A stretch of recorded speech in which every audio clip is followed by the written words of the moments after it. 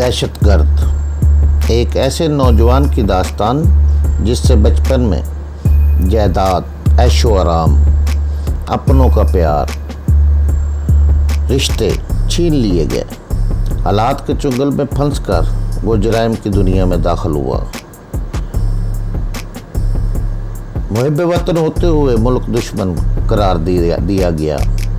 India गया तो कदम कदम पर मौत ने घेरा, मगर उसने इंडिया में इंडिया की बैंड बजाए रखी। दास्तान की तरफ जाने से पहले चैनल को सब्सक्राइब करें, लाइक और शेयर करके अपनी मोहब्बत का सबूत दें। एक दिल हिला देने वाली दास्तान, दहशतगर्द। दहशत किस्त नंबर 44। वही तो टेबल पर खाना लगा रही थी। अच्छा तुम चलो, मैं आ रहा हूँ, मैंने खुदा डानू से कहा।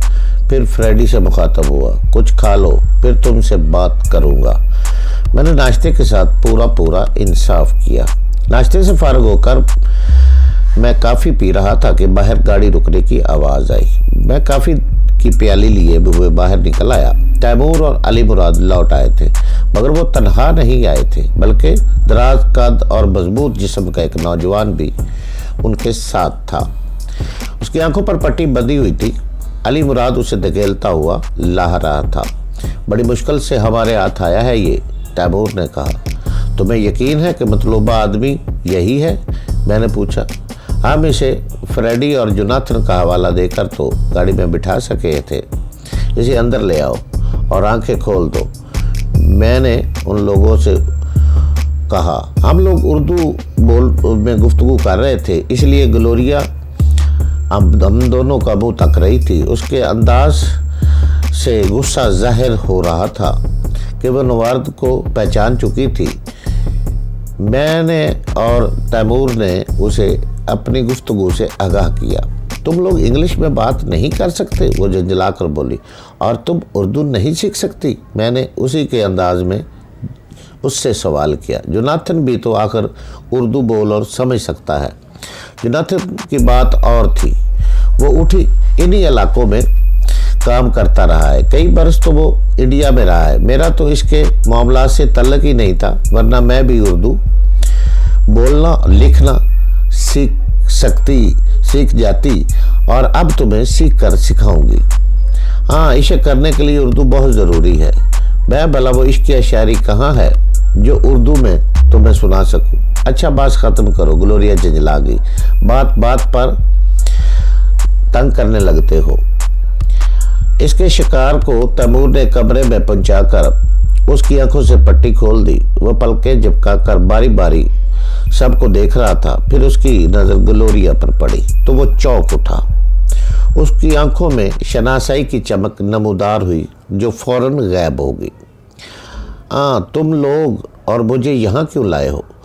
उसने अपने लहजे को सख्त बनाने की कोशिश की।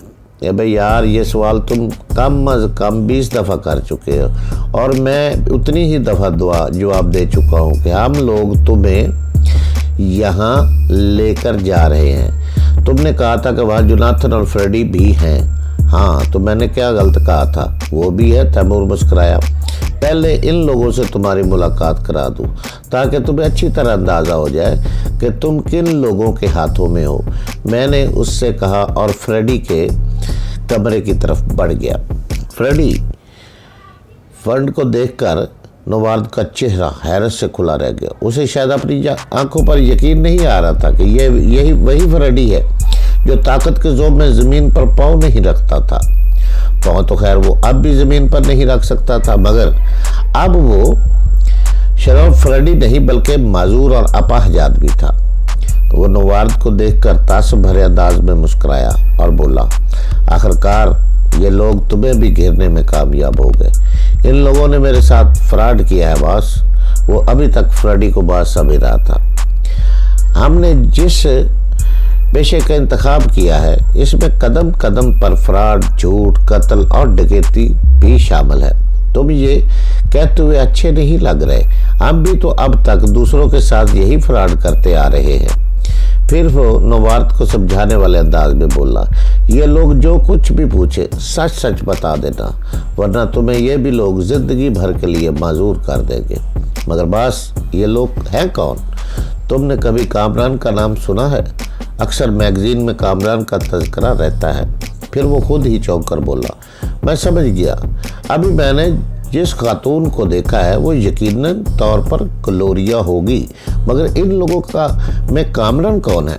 मैं हूँ कामरान, मैंने उसकी आंखों में आंखें डालकर कहा। हमसे क्या चाहते हो? उसका लहजा तल्ख हो गया। मैंने आगे बढ़ के चटाक से एक भरपूर थप्पड़ मारा और सुलगते हुए लहजे में पूछा, यहाँ इंसानों की तरह बात करो। इस वक्त तुम होटल में नहीं बल्कि हमारे घर में खड़े हो। अचानक नवार के पास रेप रेप की आवाज़ आने लगी। मेरे साथ ही फ्रेडी ने भी चौंक कर उसे देखा और सख्त लहजे में पूछा, यह ट्रांसमीटर तुम्हारे पास कहाँ से आया? यह ट्रांसमीटर जोनाथन का है। ऑपरेशन पर जाने से पहले वो इसे होटल में भूल गया था। इस ट्रांसमीटर को मेरे हवाले करो, फ्रेडी ने कहा। नवाब थोड़ा सा हिचकिचाया, फिर ट्रांसमीटर जेब से निकालकर फ्रेडी के हवाले कर दिया। इसकी साख देखकर मुझे अंदाज़ा हुआ कि तमोर ने तलाशी के बाद वो ट्रांसमीटर इसके पास क्यों छोड़ दिया। वो ट्रांसमीटर सिगरेट केस की तरह था। ऐसे सिगरेट केस मार्केट में आम मिलते हैं। इसमें सिगरेट भी मौजूद थे।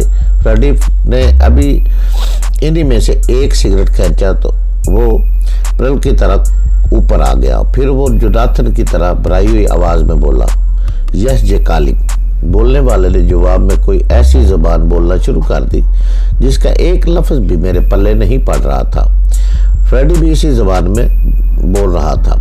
बोलते बोलते उसने इशारे से कहा कि नवाब यहाँ से ले जाओ। फौरन तैमूर धकेलता हुआ उसे वहाँ से ले गया।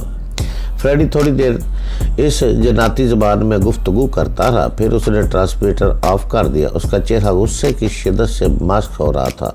फिर वो ज़ेर लब गलीज़ किस्म की गालियाँ देने लगा। क्या हुआ? मैंने उसे गुस्से में देखकर पूछा।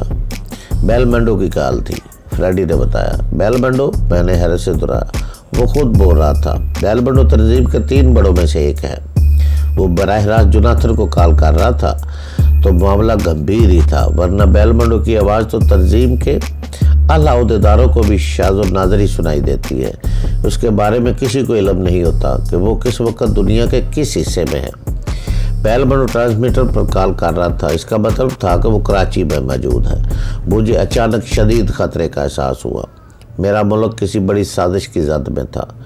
बेलमंडो ऐसे जैसे लोग बेमकसद किसी मुल्क का रुख नहीं करते। इनके जहलू में तबाही और बर्बादी चलती है। क्या अजब के बेलमंडो के साथ तंजीम के दूसरे लोग भी मौजूद हो। उसने दुनिया के दूसरे हिस्सों से अपना चलाक और गाग एजेंडों को तलब कर लिया होगा। मुझे अपनी कम मायगी का शदीद एहसास हुआ था। कहाँ वो बैनुल-अक़वामी तंजीम और कहाँ मुझ जैसा बेसरो सामा शख्स जिसे सर छुपाने को ढंग का ठिकाना भी मैसर ना था। बेलमंडो कराची में मौजूद है, फ्रेडी ने कहा। इसने अपने तौर पर जोनाथन को हुक्म दिया है कि फ्रेडी को ठिकाने लगा दो, क्योंकि वो अपने मिशन में नाकाम रहा है। फिर वो खुद कलामी के अंदाज में बोला, मैंने इस तंजीम को अपनी ज़िंदगी के 16 साल कीमती दिए। 16 बरस मैंने कई मौक़ों पर अपनी जान की बाजी लगाई और मौत की आंखों में आंखें डालकर इन लोगों के अहकामात पर अमल किया। अब मुझसे थोड़ी सी चूक क्या हुई, इन लोगों ने मेरी मौत के परवाने पर साइन कर दिए। मुझे किसी और के ज़रिए इतला मिलती तो मैं इस पर हरगिज़ यकीन नहीं करता, मगर वो हरामज़ादा तो मुझे जोनाथन समझकर हुक्म दे रहा था कि फ्रेडी को ख़त्म कर दो। मगर तुम तो खुद ही कह रहे थे कि अब वो लोग तुम्हें ज़िंदा नहीं छोड़ेंगे। मैंने कहा, यह तो इस वक्त होता जब इन्हें मेरी माजूरी की इतला होती। इन्हें यह कब मालूम है कि मैं माजूर होकर यहाँ पड़ा हूँ। टीम के लीडर की हैसियत से मैं नाकाम रहा। उन्होंने जितने प्रोजेक्ट मेरे सुपुर्द किए थे इनमें से एक भी कामयाब नहीं हुआ। इस पर हरामजादों ने मुझसे वजाहत तलब किए बगैर मेरी मौत का हुक्मनामा जारी कर दिया। गुस्सा करके ख्वाह अपनी एनर्जी मत ज़ाया करो, मैंने कहा। मुझे उससे हमदर्दी महसूस हो रही थी। तुम ऐसा करो कि अपने तौर पर बेलमंडो से रब्ता कायम करो और उसे बताओ कि तुम क्यों नाकाम रहे हो। इन लोगों को ये मत बताना कि तुम माजूर हो गए हो। मुमकिन है वो लोग अपने अहकामात वापस ले लें। तुम भी एमको की जन्नत में रहते हो कामरान। मैं इस तंजीम के बड़ों को एक तवील मुद्दत से जानता हूँ, वो मेरी कोई वजाहत सुनना पसंद नहीं करेंगे। फिर भी तुम एक दफ़ा इनसे कांटेक्ट तो करो। मैंने कहा तुम कहते हो तो कर लूँगा, फ्रेडी ने कहा, मगर इसका कोई फ़ायदा नहीं होगा। इस वक्त तैमूर कमरे में दाखिल हुआ। मैंने उससे कहा, तैमूर तुमने फ्रेडी से वादा किया था कि उसका देसी इलाज कराओगे, तुम आज ही से इसका इलाज शुरू करा दो। ठीक है, मैं अलन पलवान को कल ही यहाँ ले आऊँगा, तैमूर ने कहा। मैंने फ्रेडी से पूछा, बैल बंडू ने यह तो बताया होगा कि वो कहाँ ठहरा हुआ है? नहीं, फ्रेडी ने जवाब दिया, सिवाय दो एक ख़ास आदमियों के किसी को इल्म नहीं होगा कि बैल बंडू इस वक्त कहाँ है। फिर उससे राब्ता तुम कैसे कायम करोगे? वो ट्रांसमीटर पर खुद ही राब्ता करेगा। मुमकिन है उसने मुझसे बात करने की कोशिश भी की हो, मगर मेरा ट्रांसमीटर तो तुम्हारे कब्जे में है। मुझे याद आया कि तलाशी के दौरान मैं फ्रेडी की जेब से इस किस्म का एक सिगरेट केस बरामद कर चुका था, जो अब शायद तैमूर के पास था। तैमूर ने भी इसे बेकार जानकर इधर उधर कहीं डाल दिया होगा। फिर मैंने चौंक कर पूछा, इस ट्रांसमीटर में कोई ऐसा सिस्टम तो नहीं है जिसके ज़रिए मैंडो हम तक पहुंच जाए? नहीं, इन ट्रांसमीटर में कोई ऐसा सिस्टम नहीं है, फ्रेडी ने जवाब दिया। खैर देखा जाएगा, मैंने उठते हुए बोला। मैं ज़रा अपने नए कैदी की खबर ले लूँ, यह कहकर मैं कमरे से बाहर निकल आया। मैं अपने कमरे पहुंचा तो ग्लोरिया मेरे बिस्तर पर नीम दराज कोई मैगजीन देख रही थी। मैंने उससे कहा कि हम यहाँ छुट्टियाँ गुजारने या तफरीह की गर्ज से नहीं आए हैं। तुम जो बाहर से लातल्लक होकर मैगजीन देख रही हो, फिर तुम्हारे ख्याल में मुझे क्या करना चाहिए? वो मैगजीन रख कर उठते हुए बोली, तुम बैल बंडो को जानती हो? मैंने अचानक पूछा। हाँ, बहुत अच्छी तरह जानती हूँ, कई बार उससे मुलाकात भी हो चुकी है, मगर तुम क्यों पूछ रहे हो? मैं इसलिए पूछ रहा हूँ कि बैल बंडो यहाँ आया हुआ। ग्लोरिया घबरा कर खड़ी हो गई। तुम्हारा मतलब वो बैल बंडो जो? हाँ, वही बैल बंडो जो तंजीम के 3 बड़ों में से एक है। फिर मैंने मुख्तसरन उसे बताया कि मुझे इसकी यहाँ मौजूदगी के अतला कैसे मिली। मैं तैमूर को बुलाने ही वाला था कि वो खुद वहाँ आ गया। उसके हाथ में वही सिगरेट केस था जैसा मैंने कुछ देर कबल फ्रेडी के पास देखा था। उसने सिगरेट केस मेरे हवाले करते हुए कहा, तुम इसी सिगरेट केस के बारे में पूछ रहे थे ना? ये फ्रेडी के सामान में मौजूद था।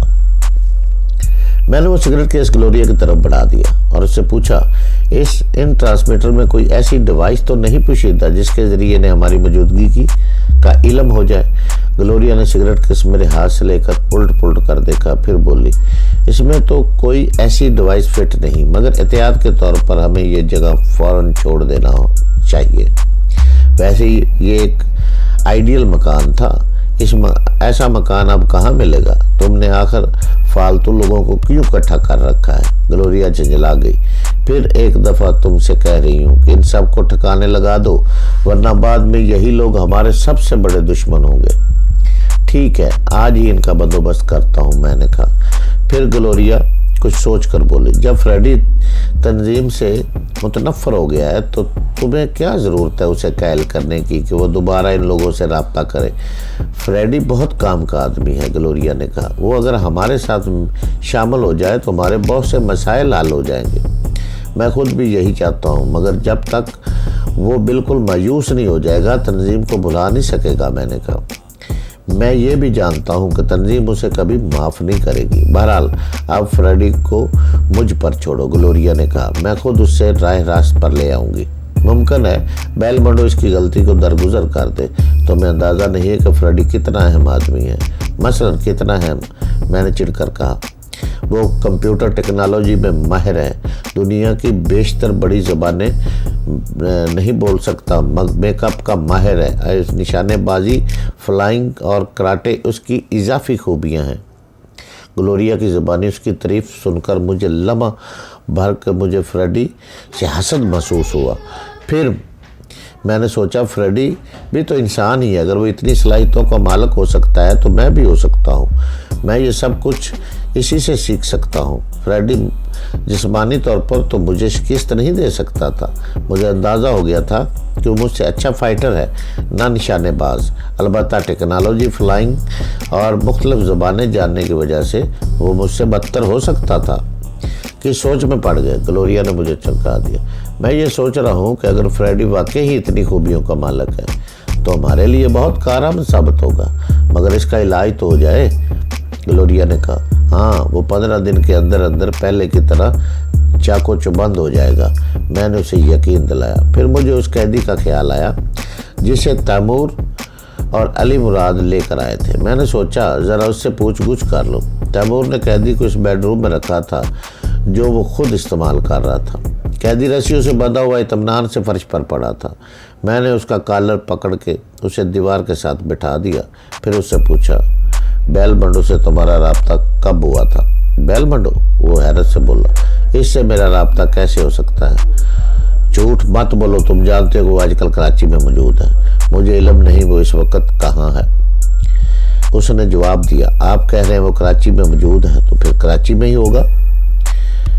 मुझसे अड़ने की कोशिश मत करो, मैंने सख्त लहजे में कहा। जो कुछ पूछ रहा हूँ साफ साफ बता दो, वरना ख्वाब अपनी हड्डी पसली तड़वाओगे।